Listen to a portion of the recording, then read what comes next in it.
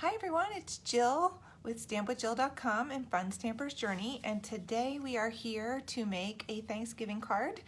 I am going to make this one. The words are going to be backwards because I didn't flip the phone today, but we are going to work on the pumpkins and all the cute things in this card. So we're going to get started. I'm going to flip my camera so you can see my workstation, and hopefully it will all work out. So hold on. Okay, so now you should be able to see my workstation, and the words on the card are going in the right direction. And I'm just going to refresh my laptop here quickly to make sure that we can see everything and that I can make sure that it's working. So just 1 second. All right, so first let's go over what we're going to use today for the card. I have Martha's Pumpkins, which is the stamp set that we use for the pumpkins, and let's see if I can grab that. It has some double pumpkins, a Halloween pumpkin, and some other styles, and you can mix these up and use them with your fall sentiments and your Halloween sentiments. So I'm using Happy Thanksgiving, and that comes from this Gather Together stamp set. Happy Thanksgiving, Happy Thanksgiving, Happy Friendsgiving, and Gather Together. And then I have some cardstock and some supplies ready to go. So first, let's get started with the card base. So this is cocoa powder. It's 4 1/4 by 11, and it is scored at 5 1/2. So I'm just gonna go ahead and fold this and get it all ready to do the pumpkins. So we're going to crease that with the crease tool. And then I have some buttercream cardstock for the inside of the card.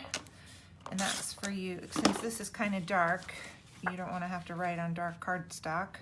So we'll put that nice layer, and this is 4 by 5 1/4. And I just layer the inside of my card. Then I have another piece that's of buttercream, that's 4 by 5 1/4 again, and that is going to be the top layer of my card,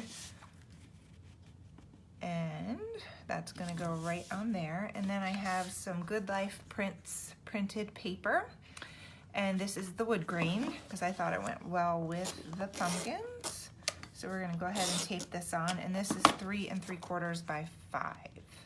Okay, so the base of the card is ready to go, so we can go ahead and set that aside. So I die cut some leaves. This is from the Snapshot frames. I don't have it handy on my table. I forgot to put it over here, but I pre-cut these leaves, and they're gonna go behind the pumpkins. These leaves actually are, the Snapshot frames covers a bunch of holidays: fall, Halloween, and some Valentine's Day, plus the Polaroid stamp or the die cut. Anyway, I'm using the leaves today. And then for the sentiment, I have it stamped in cocoa powder. So we're gonna go ahead and do that. So I have Happy Thanksgiving preloaded on my block. And then we're gonna, hopefully, it's a pretty tight squeeze on this little piece of buttercream. So hopefully my head's not in the camera. All right, so then we have that ready to go. And then we're done with no, we're not done with anything yet. So I'm gonna go ahead and tape that to the cocoa powder layer. And I forget the measurements of these, but I will put them online, but they're pretty tiny. I trim them around the size of the sentiment. So I'm gonna get this ready too with some foam squares on the back. All right, so now we're gonna get to the fun part, the pumpkins. So I'm gonna set that aside with the leaves and the card base. So for the pumpkins, I have them preloaded on a block, and these are actually heat embossed with white embossing powder. So I have, now the card itself is in buttercream, but I actually stamped and embossed these on white. So I have an extra piece of whipped cream, and I'm just using my pigment ink here, and I'm gonna stamp that for heat embossing. So I have that all stamped up, and then we are just gonna put it on here. And I wanted to do this part so you could see how I store my embossing powders, which should be on my table somewhere. Okay, so you take this off. Now, my stamp was a little dirty, but it doesn't matter for this. So you can see it's pretty much a clear image, except for that part because it was dirty. So I store my embossing powders. I label them on the side or on the lid in this Gladware. I've had this forever and ever, and a plastic spoon. So I put a bunch of these in here. And then what I do is I sprinkle this on and tap it back in. This way here, it's never messy. You're never trying to get a little bit back into a little jar. But you can see, so now all of where I stamped that is covered with this white powder. And then I have a little paintbrush here and in my workstation, and I just brush these little extras off. There's not any really on here, but I just wanted to show you. So you can see how the powder is on there. So now you take your heat tool, and I'm not gonna heat tool today. I'll do that in another live. But so now you can store your embossing powder. You don't have it all over your table, and you can put it away. So now you can see the powder is all over here. When you heat it up with your heat tool, it becomes shiny. And so you can see that orange kind of disappears. So I pre-did this one just because I didn't think you needed to hear the hair dryer sound, but we'll do it another time. Anyway, you can see that it's shiny and that it's kind of hard to see because it's white on white. So I went ahead and I pre-die cut these.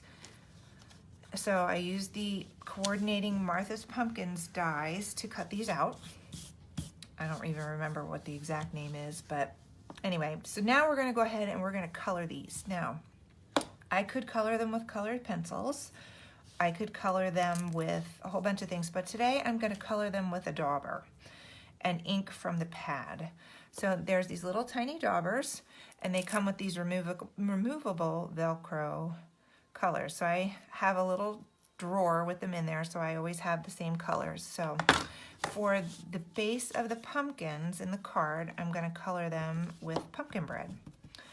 And it's almost like a emboss resist, but I literally just smear the ink on there. And I just try to get close to the edge. It doesn't have to be perfect. I actually think when it's imperfect, it looks even better. But you can see how the color is kind of sticking to the cardstock and not to the embossed image. That technique is actually called reverse emboss resist. So I actually like going off the edges of the die cut as well. So now that I have it pretty, I think I want it a little more solid, so I'm just gonna add some more ink. All right, so now that I have that done, I'm gonna do the little one too. Same thing, you just kind of go right up to the edge. It doesn't have to be perfect, and just smear the ink on there. And then you just keep adding it until you get the color that you're looking for. So I wanted this one a little bit darker. Some people like their pumpkins light. You can even mix ink colors to get a more orange color, but I liked the way that this one looked for the fall. So because these are fusion inks, which means they are oil-based and water-based, it doesn't totally wipe off like a true emboss resist.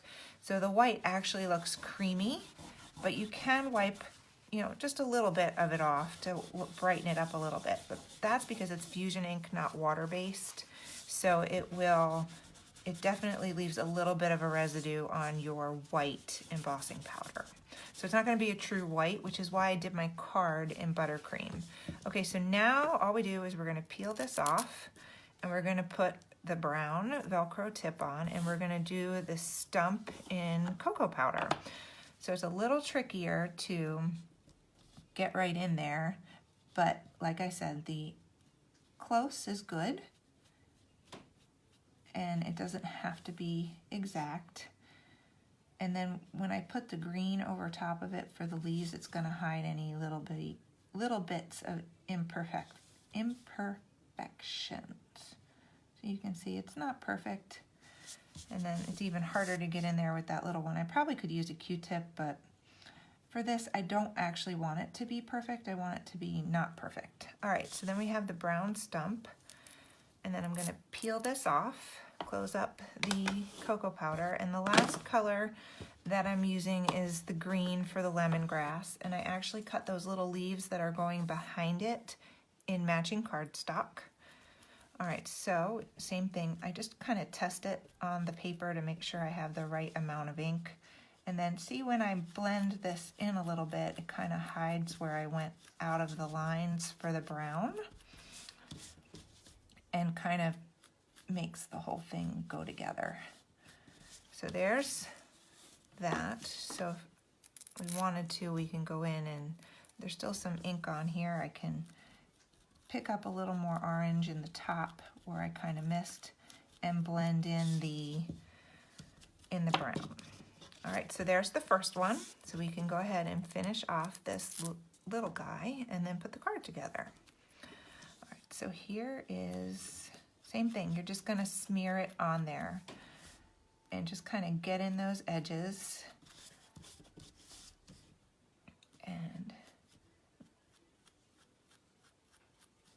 And there you have it.